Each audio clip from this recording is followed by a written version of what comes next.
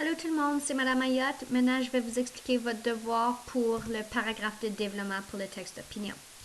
Donc, si vous allez dans Travaux et devoirs dans le Classroom et que vous allez sous Oscar et la Dame Rose, vous allez voir que j'ai ajouté un devoir.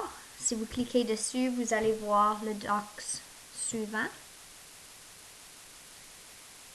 Donc, maintenant que vous avez fait le paragraphe d'introduction et que vous vous êtes pratiqué, maintenant, on va voir la structure du paragraphe de développement et vous allez vous pratiquer avec celui-ci.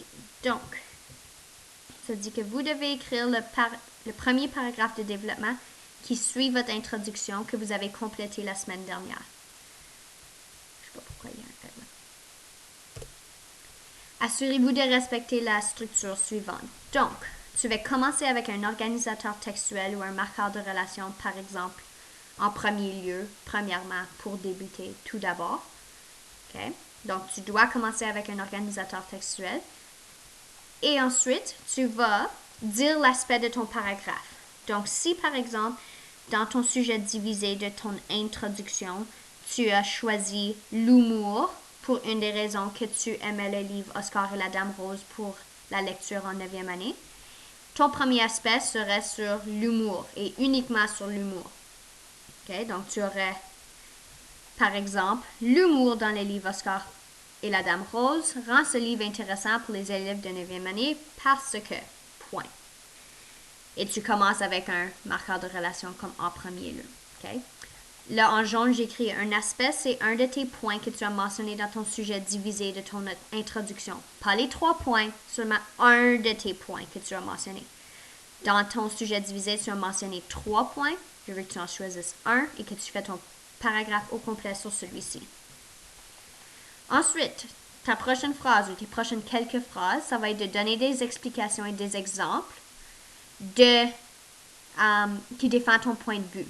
Okay? Par exemple, tu pourrais donner des définitions, des exemples du livre qui sont drôles, des citations du livre. Donc, tu peux mettre en citation, c'est des quotes du livre ou d'un article que tu as trouvé qui prouve que, mettons, l'humour dans les livres de score rend ce livre intéressant et pourquoi le livre est drôle.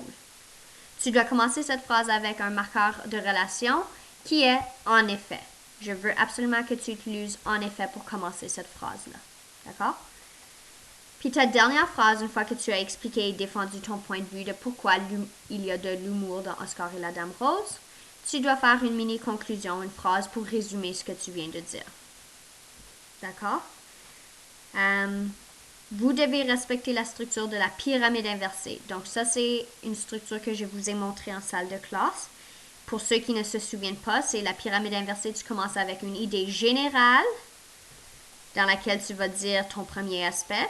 Ensuite, tu mets le marqueur de relation en effet et tu spécifies, tu donnes des détails par rapport à cette information. Okay? En utilisant par exemple une définition ou des exemples du livre. Ensuite, tu vas résumer ton idée ou tes idées que tu as mentionnées dans ton paragraphe. D'accord? Donc, si vous avez des questions par rapport à la pyramide inversée, il y a aussi un tableau sur votre Google Classroom.